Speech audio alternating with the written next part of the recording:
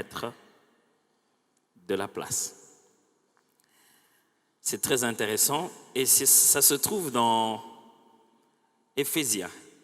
Éphésiens chapitre 6 à partir du verset 10 jusqu'au verset 18. Je lirai ça dans 2 versions différentes et vous découvrirez pourquoi je l'ai intitulé « Rester maître de la place ». Ça veut simplement dire tenir bon, gagner le terrain jusqu'au bout. Éphésiens chapitre 6 verset 10 à 18. Au reste, fortifiez-vous dans le Seigneur et par sa force toute puissante. Revêtez-vous de toutes les armes de Dieu afin de pouvoir tenir ferme contre les ruses du diable. Car nous n'avons pas à lutter contre la chair et le sang, mais contre les dominations, contre les autorités, contre les princes de ce monde des ténèbres, contre les esprits méchants dans le lieu céleste. C'est pourquoi prenez toutes les armes de Dieu afin de pouvoir résister dans les mauvais jours et tenir ferme après avoir tout surmonté. Tenez donc ferme et à vos reins la vérité pour ceinture. Revêtez la cuirasse de la justice. Mettez pour chaussure à vos pieds le zèle que donne l'évangile de paix.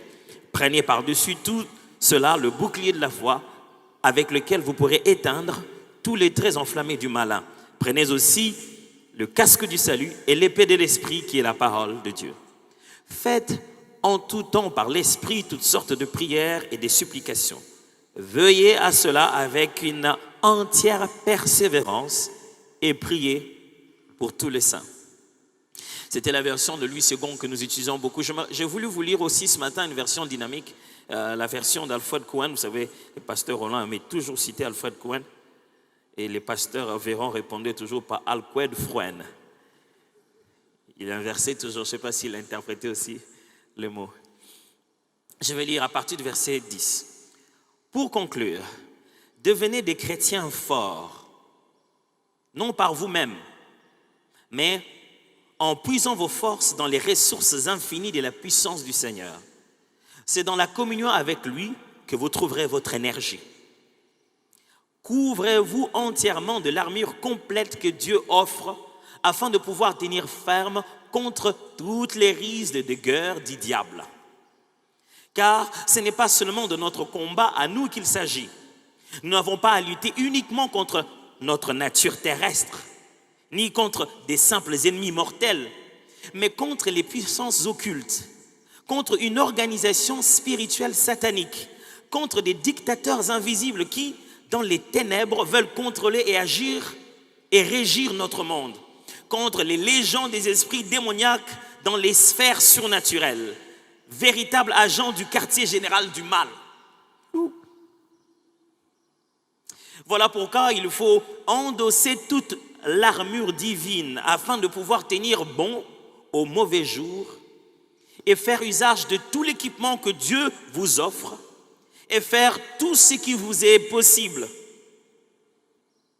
Si vous voulez repousser les attaques et remporter la victoire sur tous les ennemis et rester maître de la place. Soyez donc prêts au combat, debout et ferme. Que la vérité soit votre ceinture et la droiture devant Dieu et les hommes votre cuirasse. Chaussez-vous du zèle courageux que donne l'Évangile pour annoncer la bonne nouvelle du salut et la paix avec Dieu. Soyez toujours prêts à transmettre cette parole. En toutes circonstances, saisissez-vous de la foi comme d'un bouclier contre lequel viendront s'écraser toutes les flèches enflammées de l'adversaire. Prenez les casques du salut ainsi que l'épée de l'esprit, c'est-à-dire la parole et les promesses de Dieu. Demeurez en communion avec l'esprit par une prière persévérante, car l'efficacité de ces armes dépend d'une intercession qui ne se relâche point. Restez donc alertes et vigilants, attentifs aux occasions favorables, remplis de l'esprit, plaidant avec une insistance infatigable pour tout ce qu'il vous aura mis à cœur. Occupez vos veilles à crier à Dieu, à intercéder pour ses serviteurs. Belle version dynamique. Ça utilise beaucoup des termes qui sont les nôtres maintenant. Maître de la place. C'est l'expression qu'Alfred Cohen utilise pour traduire l'idée qu'il y a dans « après avoir tout surmonté, restez ferme. Il parle ici d'une guerre spirituelle, je vais développer tout à l'heure, mais il dit après avoir vaincu, après avoir battu, après avoir repoussé l'adversaire, repoussé les attaques, il ne suffit pas de vaincre, il faudrait après cela entretenir cette victoire, la rendre permanente, l'installer et devenir maître de la place. Il ne faut pas juste renvoyer l'adversaire, il faut placer le flambeau et dire maintenant ça nous appartient. Il ne faut pas juste le ramener loin, mettre les dangers ailleurs, mais il faut déclarer possession du terrain. C'est de ça qu'il s'agit. Après ces 24 jours, eh bien, je me demandais qu'est-ce que je vais... On va dire aujourd'hui, j'étais tenté de prêcher le même message que l'année passée après les 18 jours. Je vous conseillerais vraiment de rentrer sur Internet et de le suivre encore. C'est un très bon message. Vraiment, si ce n'était que pour enseigner, j'allais enseigner cela. Après les jeûnes, qu'est-ce qui arrive après le jeûne? Après avoir jeûné pendant 24 jours, 24 nuits, si on doit appeler ça comme ça. Après avoir mangé fruits et légumes, qu'est-ce qui arrive après? Et j'aimerais que vous puissiez rentrer, je l'ai enseigné et le mercredi et le dimanche. Ça vous ferait du bien de pouvoir écouter ce message, je l'ai enseigné l'année passée. Nous avons bien d'histoires que nous mettons dans notre tête parce qu'on a jeûné, on se dit, puisqu'on a jeûné, donc Dieu va changer. Les jeûnes ne changent pas Dieu, c'est nous qui le change. Et on s'est dit beaucoup de choses après avoir jeûné. On s'est dit, bon, voilà. Et le diable, lui, il en profite. Vous savez, Jésus, il a été tenté après avoir jeûné. Ce n'était pas pendant le jeûne, après qu'il ait fini de jeûner. Alors, ce serait intéressant de jeter un coup d'œil sur ce message. Mais aujourd'hui, restez maître de la place. Aidez-moi à dire ça aux voisins. Restez maître de la place. C'est ce qu'il faut faire. Dans ce livre d'Éphésiens, vous êtes au dernier chapitre, si on doit le voir en termes de chapitre. Vous êtes vers la conclusion, vers les dernières choses que Paul est en train de dire. Et dans les dernières choses ici, il commence à avoir un langage un peu plus simple, concluant. Il finit tout ce qu'il veut dire dans une phrase. À partir du chapitre 5, vous commencez à sentir que vous avez des versets qui se limitent à une seule phrase. N'éteignez pas l'esprit, priez sans cesse. Ça commence à devenir un peu succinct. Il va vers la conclusion. Et puisque la lettre qu'il envoie ici aux Éphésiens n'est pas motivée par des questions, pas par des problèmes, l'église d'Éphèse ne semble pas subir une forme de tribulation en ce moment-là. Ils n'ont pas une guerre physique. C'est lui qui prend l'initiative pastorale de pouvoir écrire à ces églises. Et il va vers la fin et se dit, qu'est-ce que je n'ai pas dit, qu'est-ce que je n'ai pas dit. Il se met à dire tout ce qui était utile en tant que pasteur, en tant qu'apôtre, pour que l'église puisse être fortifiée. Et au chapitre 5, il se met à parler même des rôles domestiques. L'homme doit aimer sa femme et la femme doit respecter le mari. Et au chapitre 6, il y a 3 paragraphes. Et le tout premier paragraphe, justement, continue cette idée de rôle domestique. Maintenant, ça dépasse seulement le couple où l'homme doit aimer sa femme et la femme doit respecter le mari. Ça commence à avancer un peu. À partir du 1er chapitre jusqu'au 9e chapitre, il ajoute encore 2 parallèles. Si avant c'était juste l'homme et la femme, comme Christ et l'Église, maintenant il commence à parler de parents et des enfants. Il demande aux parents, n'ayez pas irrité vos enfants. Et il demande aux enfants d'obéir à leurs parents. Et il dit aux enfants que c'est une loi avec une promesse attachée. Ce n'est pas juste un ordre, Dieu a promis des choses. Il y a une longévité si tu sais obéir à tes parents. C'est intéressant, ceux qui sont en peu d'autorité, il leur dit quoi faire. Vous allez remarquer. Et ceux qui sont au-dessus en autorité, il leur dit quoi ne pas faire. Pendant qu'il parle aux enfants à l'affirmatif en disant obéissez vos parents, il dit aux parents n'irritez pas vos enfants. Pourquoi je dis ça? Parce que le deuxième parallèle concerne maintenant les maîtres et leurs serviteurs. Alors on est en train de comparer ici, vous souvenez-vous, il y avait l'homme et la femme. Et maintenant il y a les parents et les enfants.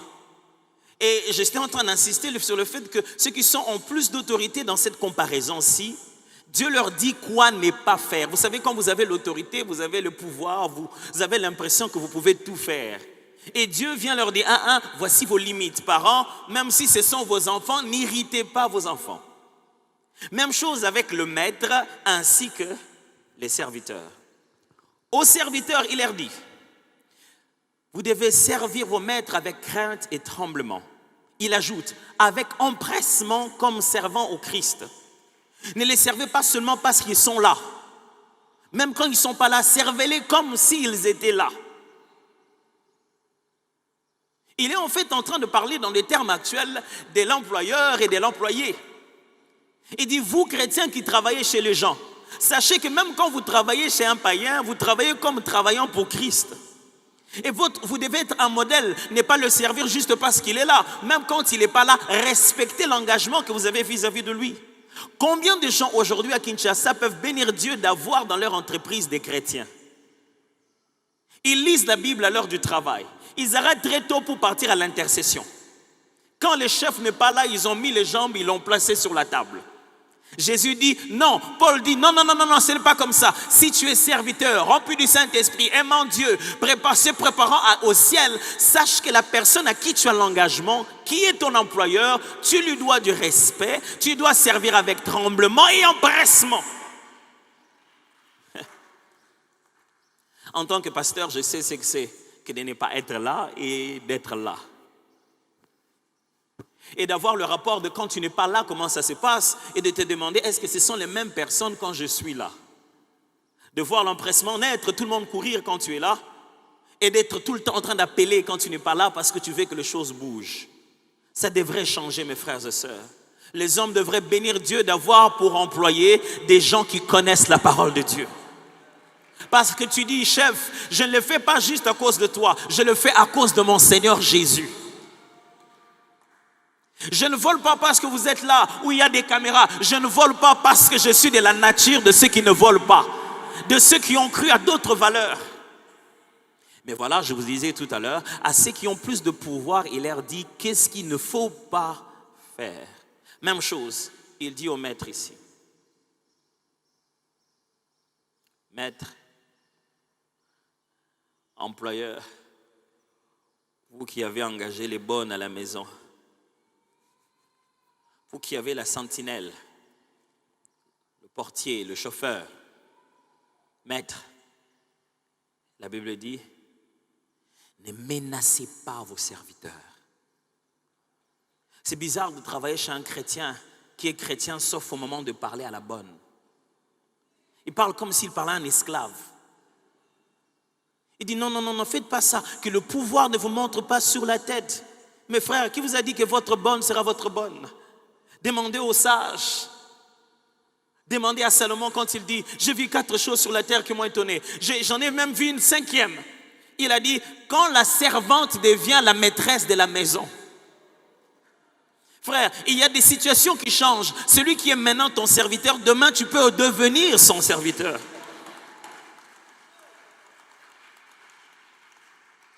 Très cher professeur de l'université, un jour je deviendrai le prof de ton fils. Alors faites attention. Ne menacez pas vos étudiants. Si je ne deviens pas son prof, je deviendrai son boss. C'est encore pire. Parce qu'après que tu aies dépensé tout l'argent à le faire étudier, c'est moi qui vais l'employer. Est-ce que vous avez envie que le jour où le patron entend le nom que vous avez donné à votre enfant, il dit, qui toi, Kaki? Tu es le fils de... Ah. Chaque fois qu'on lui dit tu es le fils de, même si on voulait le prendre, on ne le prend plus. Malgré qu'il est intelligent. Parce que quand son père était maître, il menaçait les gens avec qui il travaillait. Ne leur parlez pas comme si leur avenir est entre vos mains. J'ai entendu un prof qui a dit Dieu est au ciel, ici moi je suis Dieu. Alors si tu es Dagon, tu tomberas. Tu n'es pas Dieu, tu n'as pas le pouvoir des autres entre tes mains. Tu as juste un salaire à lui donner, des côtes à lui donner. Reste juste. Reste juste. Donne-lui 0 s'il a 0, il a mérité. Guide-le. Ne te réjouis pas à coller des 0. On ne colle pas des 0 aux gens. Ils doivent mériter 0. Et c'est une très mauvaise pédagogie que de pouvoir mettre des 0 aux enfants. Parce qu'ils ne sont pas 0. Ça veut dire que leur rendu du jour a donné cela comme erreur. Et ça doit vous déranger en tant que communicateur. Si vous venez dans cette église, vous dites, hey, bino pasteur, vous trouvez ça normal?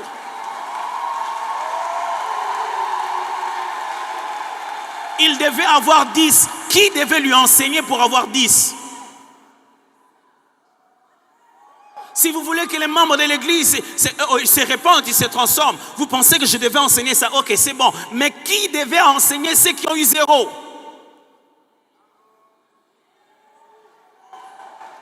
Et il donne des résultats en disant, d'ailleurs, vous tous, vous avez eu 0. Pauvre professeur, mauvais enseignant, un motivateur vide, un père inconscient, un leader incompétent. Il est temps de commencer à communiquer et non pas à tyranniser les gens. Ne menacez pas vos serviteurs. Ne sémez pas la terreur au milieu de vous. Jésus ne faisait pas ça. Quand il venait quelque part, la Bible dit, on lui amenait tous les malades du village. Il venait pourquoi? Parce qu'il avait quelque chose à leur donner, pas quelque chose à leur prendre. Pourquoi vous prenez à cette jeune fille parce qu'elle est votre bonne? Vous lui prenez même son avenir. Comme si parce qu'elle travaille chez vous, elle ne peut pas épouser un mari qui a plus d'argent, qui a plus... Qui vous a dit que votre bonne épousera aussi je sais pas, les lavandiers du voisin? La Bible dit à ceux qui ont plus de pouvoir, vous devez retenir votre main sur certaines choses. Parents, n'héritez pas vos enfants. Oh, vous ne savez pas ce que c'est. Allez dans ces pays qu'on appelle développés et regardez comment on justifie le moindre mal parce que les parents ont fait. Nous encore ici, on bénit les seigneurs, on dit à nos enfants des fois, vous savez, nous on est comme ça parce qu'on nous giflait. Et quand on dit on est comme ça, c'est qu'on est bien. Mais eux là-bas, ils disent nous on est comme ça parce qu'on nous giflait. Quand ils disent comme ça, c'est qu'ils sont devenus tueurs en série. Et puisqu'ils tuent les gens parce que son père le maltraitait.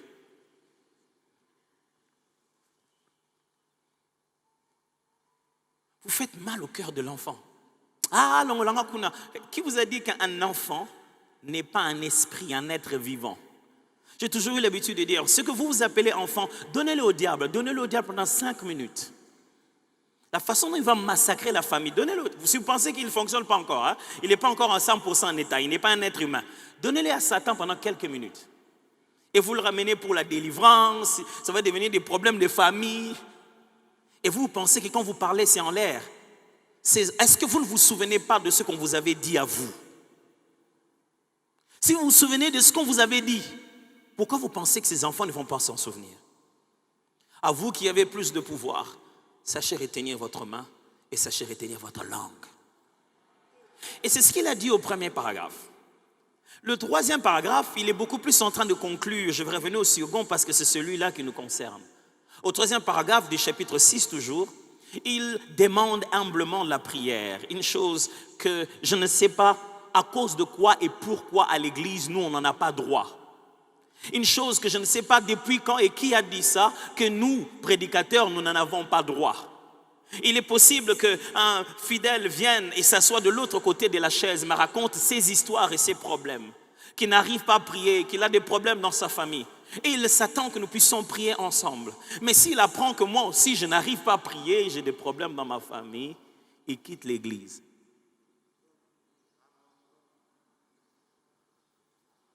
Nous, on n'a pas droit au même Dieu que vous. Vous pouvez aller vous asseoir sur son épaule et nous, on va s'asseoir où? Il peut être compatissant pour vous et pour nous, c'est quoi? Qui vous avait dit qu'on n'a pas besoin de prière? On n'a pas besoin de boire à la prière, comme on dit chez nous ici. Qu'on fasse mention de moi en passant. Oh Seigneur, kanisa pasteur n'a bisoté. Alingi yondo kanisanga. Yukasa tininga boye yabingate. Moi, quand je prie, je suis spécifique. Et ici, Paul leur dit, mes frères, ne pensez pas que je fais tout ici. J'ai besoin de vous. Priez, pas seulement pour moi, pour tous les autres serviteurs. Priez pour eux. Pasteur, vraiment, avec tous les jeunes là qui sont là, vraiment, franchement, on est tous en train de croiser les bras pour que tu vois j'ai un nom pour ça. Sorcier, ça s'appelle de la sorcellerie. Sorcier. Si vous voyez les mal venir et vous croisez les bras, c'est de la sorcellerie.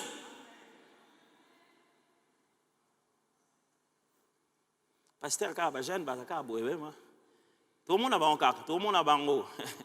Franchement, et vous venez à l'église avec cette mentalité, j'aimerais déjà vous le dire comme Paul a dit, j'ai besoin de vos prières.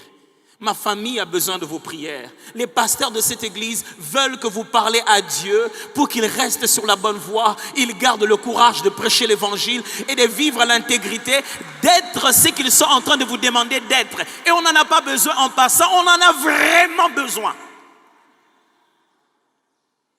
À tous les niveaux de cette église. Il leur dit qu'il leur envoie la lettre, il leur cite le nom de celui qui va amener la lettre, Tychik, a-t-il dit. Pour Paul, au lieu de leur dire, venez me sortir de la prison, j'ai des problèmes ici. Pour Paul, la prison ne lui dit rien. Les chaînes n'empêchent pas l'évangile de continuer. Pour Paul, ce n'est pas là le problème. Pour Paul, le problème est ailleurs, dans le second paragraphe que nous avons lu ensemble. Pour Paul, le problème est ailleurs. Il n'est pas au niveau de ses chaînes, au niveau de la prison. Il est d'ailleurs bien là où il est. Ça ne les dérange pas. Ce qui les dérange est ailleurs. Ce qui les dérange est ailleurs. Ce qui les dérange est ailleurs. Et ce sont 5 choses qui sont premièrement une sphère de combat. Un niveau de combat. C'est comme ça que Cohen en parle. Sphère de combat. Les niveaux où se passe un combat. Deuxièmement, c'est la nature de l'adversaire. Avec qui, contre qui on se bat. Et troisièmement, c'est les armes appropriées pour le combat. Avec quoi on se bat. Et troisièmement, c'est la victoire.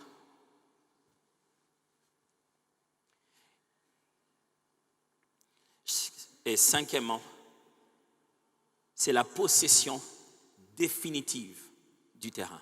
Je disais, premièrement, c'est la sphère du combat. Deuxièmement, c'est la nature de l'adversaire. Troisièmement, ce sont les armes appropriées. Quatrièmement, c'est la victoire. Et cinquièmement, la possession définitive du terrain. Et c'est ce que ce paragraphe 2 est en train de nous dire.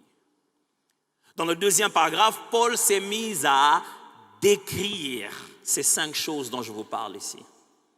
Il a commencé à nous montrer quelle est la réalité de la prière continue dans la percée de l'évangile.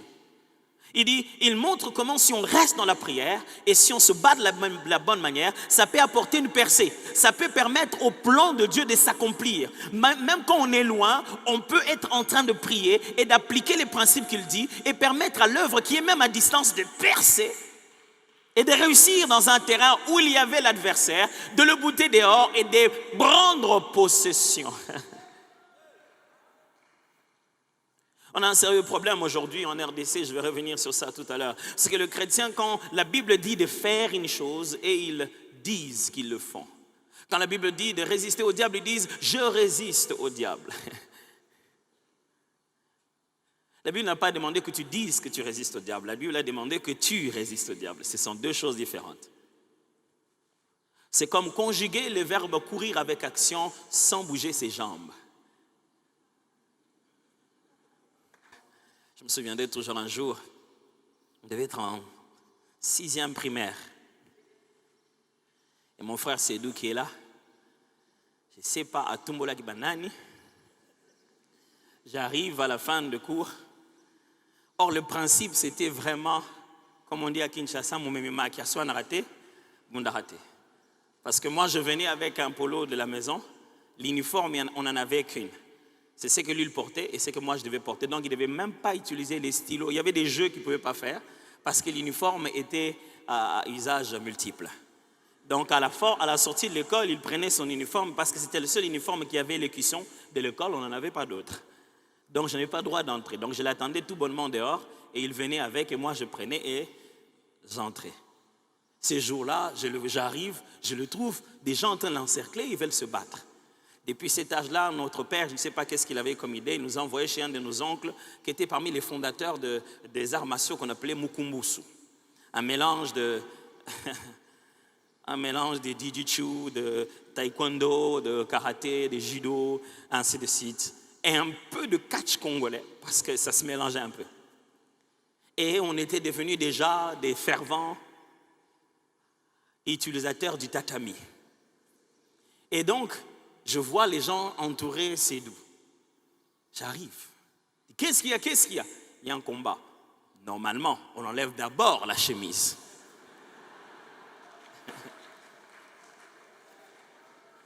Non, ce n'était pas Coco Simba. Non, on a juste enlevé la chemise. On a mis la chemise de côté. Il ne m'a pas demandé ce que je devais leur faire. Il ne m'a pas dit, voilà, je suis menacé. Il ne m'a pas décrit ce qu'il fallait faire. Mais j'étais conscient qu'en tant que grand frère, je ne pouvais pas venir me faire tabasser. Je n'étais pas venu pour qu'on perde. J'étais venu pour fixer l'affaire de manière à ce qu'une fois tapé aujourd'hui, jamais demain ils aient même envie de taper parce qu'ils se souviendront toujours de ce qu'on peut encore leur faire. Vous savez, quand Jésus est venu sur la terre, il n'est pas venu en se disant le diable va se relever demain. Il est venu de sorte qu'en écrasant la tête du serpent ici, même quand c'est ton tour, il se souvient très bien de ça. C'est toi qui n'as pas d'image de ce que Dieu peut faire. Ton ennemi, il sait ce que Jésus peut le faire.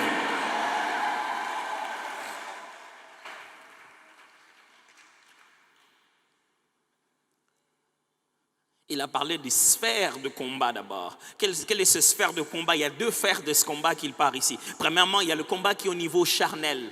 Quand on parle, il dit ce n'est pas un combat entre humains, ce n'est pas un combat avec notre propre corps. Il y a un combat qui est contre notre propre corps. Se battre avec gêner, manger, les plaisirs de la chair, discipliner cet homme par la présence de l'homme intérieur, par cette nouvelle nature. C'est pas ce combat-là. Il a dit que ce combat existe, cette sphère de combat existe. Mais ici, il veut se concentrer à un autre combat qui est immatériel, que nous ne voyons pas. Donc il y a le combat matériel et le combat immatériel. Si vous voulez, le combat charnel et le combat invisible. Si vous voulez, le combat physique et le combat spirituel. Quelle est la nature de l'adversaire? Eh bien, l'adversaire est spirituel. Il insiste. Il dit, ce n'est pas contre la chair et le sang. Et il est décrit une organisation satanique. Mes frères, le diable est bien organisé. Et tous ceux qui racontent toujours que le diable n'est pas normal ne comprennent pas de quoi il parle. La Bible parle d'une organisation, d'une structuration. Le diable a des étapes. Il sait qu'il y a ça, il y a régional, il y a des divisions.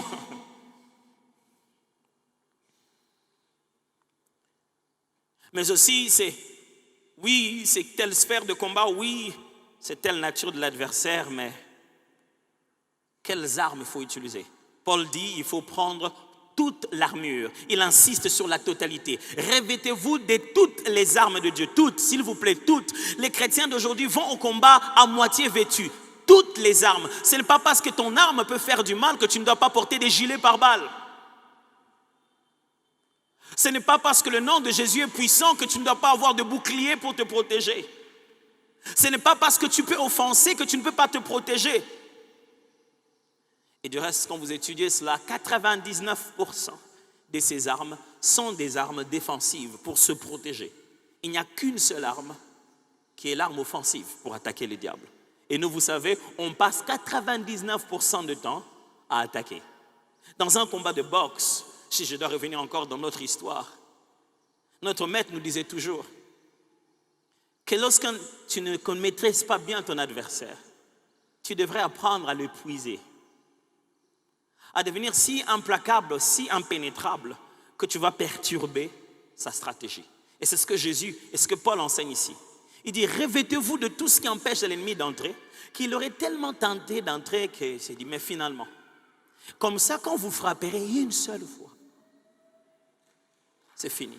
Mais vous savez ce que nous faisons? Nous sommes là à découvert. Notre Jésus est puissant, on va se battre, on va se battre.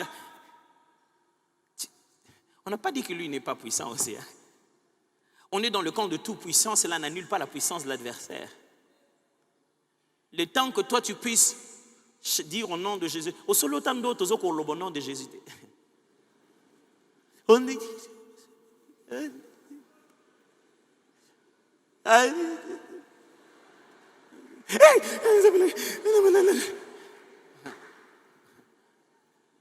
Alors, Paul enseigne ici une façon de faire. Et il parle de 6 armes: ceinture de vérité, casque de salut, cuirasse de la justice, chaussures de zèle d'évangile, bouclier de la foi et l'épée de l'esprit. Il dit aussi qu'en ce qui concerne la victoire, eh bien, elle est certaine. Il dit d'ailleurs qu'elle est certaine en Christ. Et il dit qu'après tout ça, il faut rester maître de la place. Aidez-moi à rappeler ça aux voisins.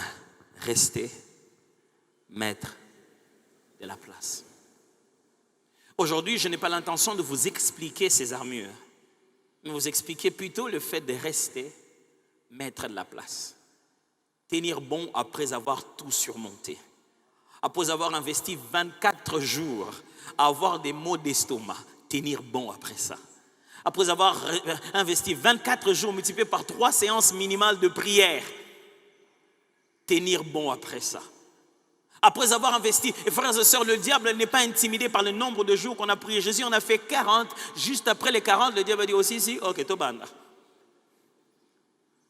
Le problème, c'est de tenir après ça et de garder son territoire jusqu'au bout. Je prie que les choses que Dieu a mis en toi pendant ces 24 jours durent même 24 ans après et que tu sois toujours en train d'expérimenter ces dépôts-là. Comment rester ferme, mettre de la place? La réponse de Paul, c'est se revêtir de toutes les armes de Dieu. C'est ce qu'il dit au verset 13. Revêtez-vous de toutes les armes de Dieu afin de tenir ferme contre les ruses du diable. Et qu'après avoir tout surmonté, vous restiez debout. Paul est en train de dire, ayez toutes les armes, le sens qu'après la guerre, vous soyez debout. Lorsqu'on est en guerre, c'est celui qui reste par terre. 1, 2, 3. C'est celui qui ne se lève pas qui a perdu. Et Paul dit, il ne faut pas que vous puissiez vous battre au point que vous n'avez même plus la force de vous relever. Le seul moyen de montrer que c'est vous qui avez vaincu, c'est de rester debout. C'est de rester debout, mes frères. La seule façon de prouver qu'après ces 24 jours, c'est nous qui avons remporté la victoire, c'est de rester debout.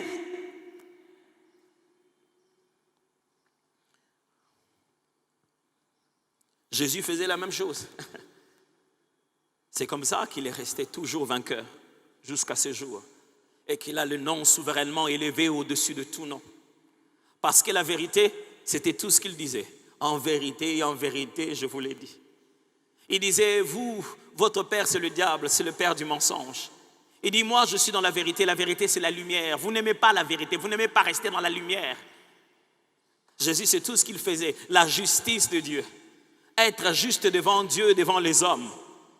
Il était capable de dire, mon père m'exauce toujours parce que je fais ce qui lui plaît. Les gars, il est garanti de sa justice, qu'il anticipe les résultats. Il dit, bon, en fait, je ne prie pas pour moi, c'est pour vous. Normalement, je sais qu'il va m'exaucer. Et il nous conseillait, il disait, cherchez le royaume et la justice de Dieu. Jésus le faisait. Lui, les saluts, la bonne nouvelle, c'était tout ce qu'il était venu faire. Il était venu annoncer la bonne nouvelle. Il ne s'arrêtait pas d'annoncer la bonne nouvelle. Jésus, c'est ce qu'il faisait. Il avait le zèle de cet évangile au point où il prenait même le fouet et chassait les gens de la maison. Il dit, le zèle de ta maison me dévore. Jésus, c'est ce qu'il faisait. Et la foi, quand il sèche un arbre, on lui dit, mais comment tu as fait ça? Il dit, la foi en Dieu. Si vous avez la foi, vous direz même à cette montagne. Il dit, je sais ce que... Il avait cette nature où, au fond de lui, rien ne pouvait être le contraire de ce qu'il a dit. Quand il s'est dit, bon, j'ai fini de prier, ils sont là-bas. Il ne voit même pas la différence entre le sol et l'eau. Il marche tout bonnement. Jésus, c'est ce qu'il faisait, lui. Les promesses de Dieu, il ne cessait pas de les répéter, même devant le diable. Il est écrit. Il est aussi écrit. C'est comme ça que Jésus est resté maître du territoire pour l'éternité. Est-ce que nous ne devions pas copier Jésus? Je vais vous laisser avec ces 3 choses qui doivent nous faire réfléchir sur la meilleure façon de rester maître de la place. Je prie Dieu que là où tu es arrivé, tu ne baisses plus. Que la seule chose qui peut t'arriver après maintenant, ce soit monter et monter encore. Maître de ces niveaux de prière, maître de cette nouvelle réalité, maître de toi-même maintenant là. Que ça ne soit plus la chair qui te dirige. 1. Les armes de Dieu sont des valeurs et non de la prière. 1. Les armes de Dieu sont des valeurs et non de la prière. Pasteur, est-ce que tu dis que la prière... Non, attention. Écoutez bien ce que Paul dit. Paul explique toutes les armes de Dieu. Et à la fin, il dit que nous devions y mettre de la prière. La prière est comme cette soupe dans laquelle on va imbiber tout ce qu'on a comme arme. Et donc la prière devient une arme, non pas parce qu'elle est des cartouches, mais parce qu'elle est justement tous les systèmes par lesquels nous tirons nos cartouches. Mais les armes et les armures, comme la Bible en parle ici, ce n'est pas la prière. La Bible ne cite pas la prière. Et nous, ce que nous avons, nous pensons que quand nous sommes en combat ou quand nous sommes en prière, on a prié et c'est fini. C'est faux. La Bible n'a pas dit que nous nous battons contre les attaques spirituelles occultes du diable. Non. La Bible appelle ça en grec méthodos, c'est-à-dire les stratégies, les méthodes, les façons de faire la ruse. Au monde où apinol banda lingala, mutubozo bunda na ebse yaga nanda ko bunda. Nana ngopena bo bunda bitumba balabala, elle préfère ya bunda ngopana bino na lupao. So azamongo te peut-être. Baba on baba ngabitumba te. Tout ça vraiment béni na mboka oyo. Il faut maman faut pas basaka na biso. So ba basaka na biso ozuka ka bo tinde mango attaquer. Et c'est ce que nous chrétiens nous faisons. On dit Satan, on va se battre à l'église. On organisera une journée spéciale de combat contre le diable. Mes frères, vous êtes vraiment sûrs qu'il attend qu'on vienne se rassembler ici? C'est parce que Paul enseigne. Il dit non, le combat c'est pas quand vous fermez les yeux. C'est quand vous allez au travail, quand vous parlez avec les gens, quand vous vivez votre vie normale là. Les diables a placé des petites stratégies. C'est là qu'il faut apprendre à éviter. Et c'est ce que je suis en train de vous enseigner, mes frères. Pour rester maître de la place, il ne faut pas multiplier 50, 120 jours. Non, il faut établir des valeurs, un système de valeurs dans ta vie qui te rend maître de chez toi. Est-ce que quelqu'un m'entend ici? De quelle valeur je parle? Je parle de la vérité. Maintenant qu'on a prié, la vérité c'est ta part. Quand tu dis la vérité, tu as l'impression de manquer. Quand tu dis la vérité, tu as l'impression que ce qui est obligé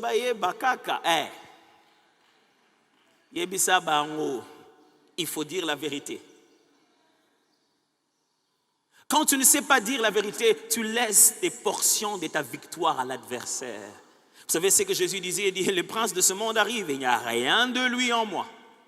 Oh, je prie Dieu que les membres de cette église soient capables de dire, patron, tous, vous pouvez même aller chez les féticheurs, vous ne trouverez rien de ce que vous avez dit là chez moi. Je prie Dieu que les membres de cette église soient plébiscités comme Daniel, l'homme à l'esprit du Dieu supérieur. Cherchez-moi celui-là. Quand lui, il va en mission, tout le monde a clair. Je prie Dieu que vous devenez comme un Moïse. Quand vous êtes là, tout le monde peut traverser avec vous. Mais ce sont des valeurs, mes frères. Parce qu'il y a des jours où vous aurez tellement de travail que vous allez à peine dire, Seigneur, je te rends grâce, je te glorifie au nom de Jésus, Amen. Ces jours-là, vous ne vous réveillez pas en perdant. Vous êtes toujours plus que vainqueur par celui qui vous a aimé. Et en ce jour-là, vous devez déployer la nature du vainqueur. Et c'est la vérité. Et c'est la justice. Et c'est la foi. Et c'est le zèle. Les gens prient tellement, leur sujet les intéresse tellement, ils n'ont jamais pas encore, vous savez, des fois nous nous comportons avec Jésus comme un produit commercial. C'est-à-dire, depuis que toi-même tu as acheté l'antiseptique, comme tu n'as pas encore blanchi, c'est-à-dire, depuis que tu es en Jésus, tu te dis, comme je n'ai pas encore eu mes bénédictions, je ne parle pas de Jésus. Et Pierre dit, si vous avez goûté qu'il est bon, approchez-vous de lui. Si vous vous approchez de Jésus, ce que vous avez déjà goûté. Et comment pouvez-vous refuser de dire à quelqu'un d'autre que Jésus est Seigneur et que la solution au péché du monde a été donnée et que les hommes ne peuvent plus rester esclaves de la chair et du monde et que Jésus est mort à la croix pour eux et pour ça tu dois d'abord te marier? Parce que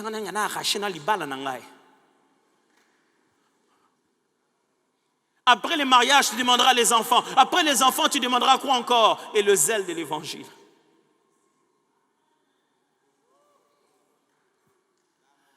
Deux, il faut devenir invincible et non vaincre une seule bataille. Pour rester maître de sa place, il faut devenir invincible et non pas vaincre une seule bataille. Et c'est ça ce que Paul est en train de leur montrer. Il leur montre non pas comment gagner une seule fois, mais comment faire en sorte que quand l'ennemi revient demain, il vous trouve toujours tout aussi fort qu'hier. Pas parce que vous avez scié votre paix, mais parce que votre bouclier est resté au même endroit. Frère, après les 24 jours, vous aurez les chocs de la réalité. Vous avez prié tellement pour des choses, mais ce que vous voyez, ce n'est pas ça. Mettez votre bouclier, dites, je sais en qui j'ai cru. Vous devez devenir invincible. Entrez dans l'autorité de Christ. Et non pas juste gagner la bataille des familles, la bataille de la grossesse, la bataille et les batailles que vous ne connaissez pas. Et les combats qui viennent la nuit, le jour où vous avez regardé Novelas, vous êtes allé dormir comme un mort. Vous savez, si vous dormez en bien-aimé de l'Éternel, il prendra soin de tout. Parce que la nature de Christ sera en train de monter comme un parfum. Il ne permettra pas que quelqu'un touche ce qui lui appartient. 3. Il faut cultiver la vie du Christ et non utiliser seulement le nom de Jésus. Si vous voulez rester maître, ne faites pas de l'usage incalculé du puissant nom de Jésus. Nom de Jésus, nom de Jésus, nom de Jésus, nom de Jésus, nom de Jésus. Il y a des gens qui prient même et même ils entendent même plus ce qu'ils disent. C'est pas comme ça qu'on gagne la bataille. Non. On ne gagne pas la bataille juste en citant. Je n'ai pas le temps. Pendant cette année, je prendrai beaucoup de temps pour vous parler de ces choses-là, de l'autorité du chrétien, de chasser les démons, toutes ces choses-là, pour qu'on puisse équilibrer cette affaire. Mais demandez aux fils de Sceva pourquoi ils ont cité et ça n'a pas marché. Une longue étude à faire sur ça. Dans beaucoup d'églises, j'ai l'impression de rencontrer des fils de Sceva qui font de Jésus une formule incantatoire. Il ne s'agit pas de dire au nom de Jésus. Vous devez plutôt d'abord vous poser la question, Jésus disait au nom de qui? Dès qu'il était là, pourquoi les démons tremblaient? Est-ce que Jésus nous a dit, allez vous-même, prenez juste mon nom? Ce n'est pas ça. Le but de Christ, c'est que vous développiez tellement sa nature que quand vous êtes là, les démons ont peur, comme au jour où Jésus était là sur la terre.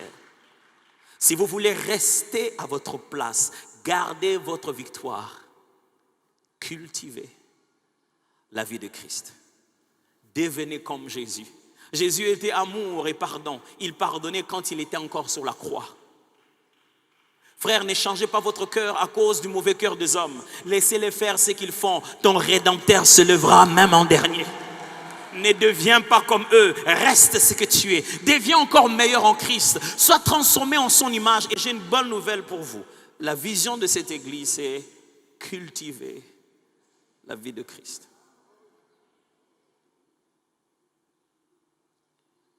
Après les 24 jours, nous continuons à venir à l'église. Pourquoi? Pour cultiver la vie de Christ.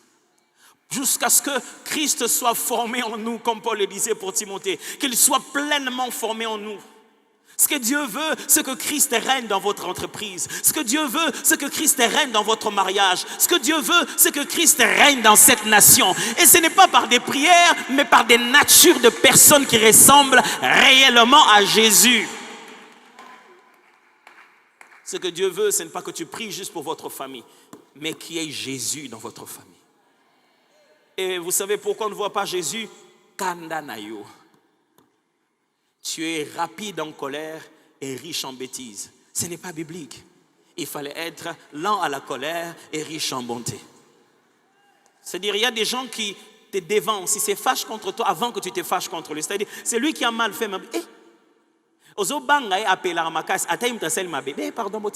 Pardon.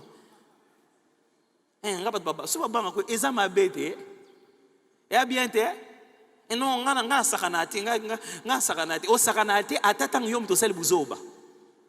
Ce qui veut dire que tant que baninga ero sakane koki, yo sakanati. Jusqu'à quand? Jusqu'à quand tu arrêteras de vivre la vie comme si tout était centré sur toi? Jusqu'à quand tu arrêteras de vivre comme si toute cette histoire n'est qu'une histoire de argent, voiture, maison, famille. Non, non, non, non. Tout ceci n'est qu'une histoire de la gloire de Dieu.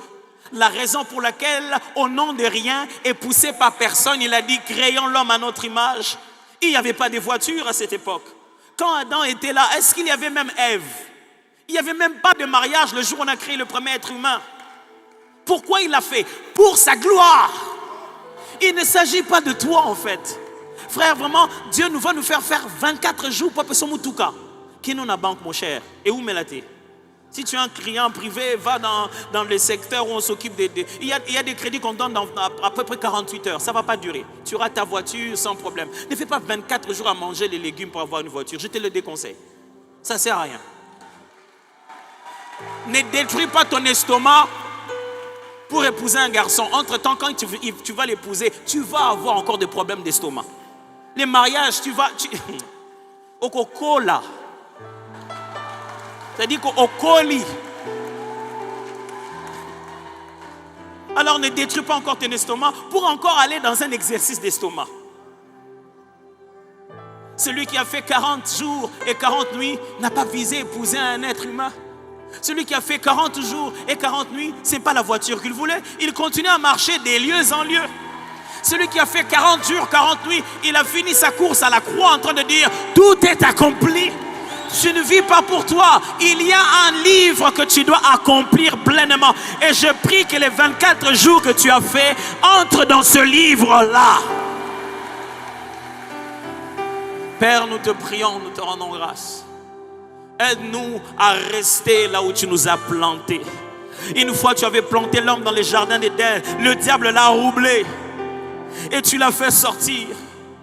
Mais gloire soit rendue à Dieu. De ce qu'à tous ceux qui l'ont reçu, à tous ceux qui croient en son nom, il leur a donné le pouvoir de devenir enfants de Dieu. Maintenant, là où nous sommes, nous restons. Là où nous sommes, nous restons.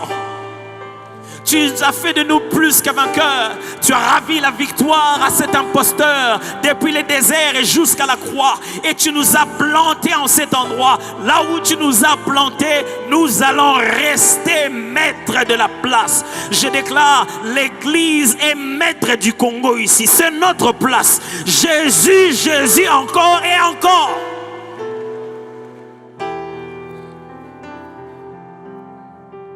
Je prie, je confesse. C'est une bonne nouvelle pour ma famille qui est de m'avoir comme serviteur. C'est une bonne nouvelle pour mes frères qui est de m'avoir comme enfant de Dieu. C'est une bonne nouvelle que mon entreprise puisse m'avoir comme enfant de Dieu. Parce que là où je suis, je reste maître de la place. Je ne permettrai ni au diable, ni aux hommes, ni aux puissances occultes de prendre place là où je suis.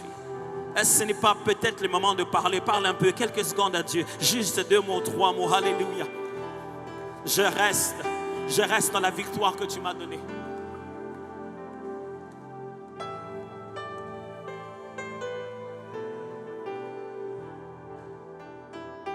Je reste dans la victoire que tu m'as donnée. Je reste.